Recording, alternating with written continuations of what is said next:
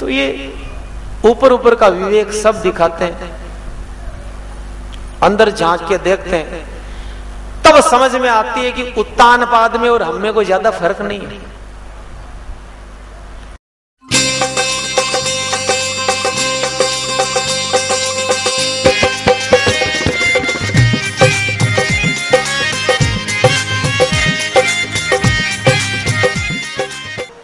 नारद जी ने पहली बात बोली कि हे ध्रुव, यमुना के तट पर मधुवन में चला जा, वहां जाकर भक्ति करना।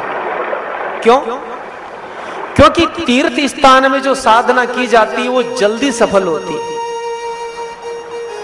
हम अपने घर के कमरे में बैठकर तपस्या करें, इतनी जल्दी सफल नहीं होगी, ध्यान देना। अगर वही जब हम तीर्थ में बैठकर करें, मंदिर में बैठे, आश्रम में बैठकर करें, गौशाला में बैठकर करें, जल्दी सफलता मिलती। क्योंकि हमारे घर का वातावरण कुछ अलग प्रकार का होता है।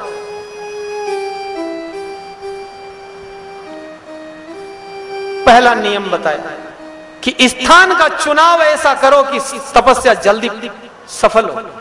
दूसरा नियम बताया कि वहां जाने के बाद 3 समय यमुना में स्नान करना,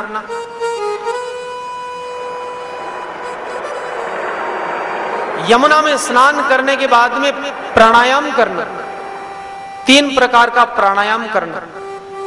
देखो स्टेप बाय स्टेप बताया है, जप बाद में करना, प्राणायाम पहले करना। क्योंकि प्राणायाम करने से हमारा मन शुद्ध होता है, मन पवित्र होता है, मन का मेल दूर होता है। प्राणायाम करने से फिर हमारा मन भगवान के चरणों में लगता। कई बार हम जब भगवान का ध्यान करते हैं, जप करते हैं, तो ध्यान लगता नहीं। क्यों नहीं लगता? क्योंकि हम लोग प्राणायाम नहीं करते, सीधा जप शुरू करते हैं और सफलता नहीं मिलती।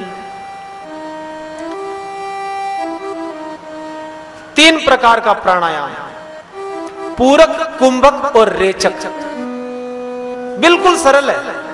जब भी आप पूजा पाठ करने बैठो तो ये तीनों प्राणायाम एक बार जरूर किया करो। पहले पूरक। पूरक में क्या होता? सांस को खींचना, यूं लगाना। और मैं बाबा रामदेव जी तो नहीं हूं, लेकिन बता देता हूं।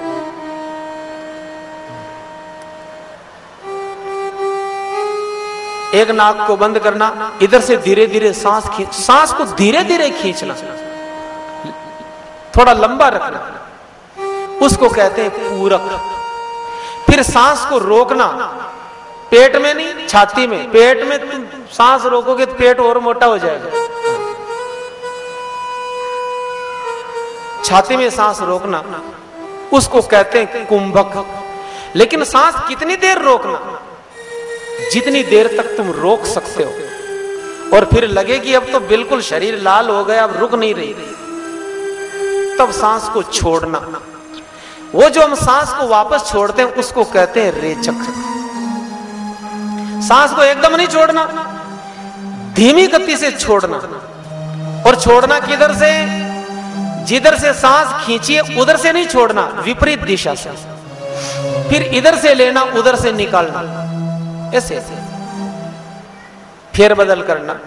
ये हो गया 3 प्रकार का प्राणायाम। इसको करने से हमारा मन शुद्ध होता, मन का मेल दूर होता। और फिर जब हम जप करेंगे तो हमारा ध्यान जप में लगेगा। बहुत लोग कहते हैं कि माला फेरते हैं, ध्यान नहीं लगता। हमने कहा जब नोट गिनते हो तब ध्यान कैसे लगता? एकदम एकाग्र होता नहीं। क्योंकि नोटों का महत्व है, पैसे का महत्व है, जप का महत्व नहीं। अब नारद जी ने कहा बेटा अब तेरे को भगवान के मंत्र का जप करना। और नारद जी ने मंत्र जप की दीक्षा दे दी। मंत्र कौन सा सिखाया? बहुत काम का मंत्र, 12 अक्षर मंत्र। नारद जी ने कहा कि इस मंत्र का कोई 7 दिन भी दिन और रात जप कर ले तो सिद्ध बन जाता आदमी।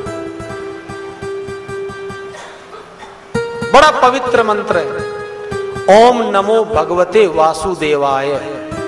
ये मंत्र नारद जी ने दिया। और ये मंत्र इतना शक्तिशाली मंत्र है, मैं कहता हूं इस मंत्र को तुम जप करके देखो तो सही। मन में कितनी शांति मिलती, जीवन में कैसी भी समस्या हो इस मंत्र के जप से दूर हो जाती। कौन सा मंत्र, जरा बोल के बताओ।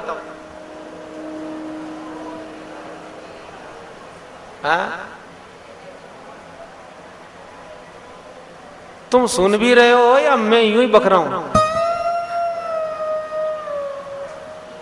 मैं आगे बोल रहा हूं, पीछे सब बोलेंगे। ओम नमो भगवते वासुदेवाय बोले।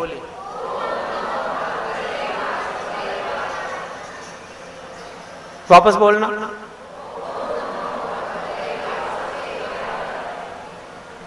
किसी ने नमः भी बोला वापस, वो गलत है। कई लोग गलत जप कर लेते हैं, ओम नमो भगवते वासुदेवाय नमो ऐसा बोलते, वो गलत हो जाता।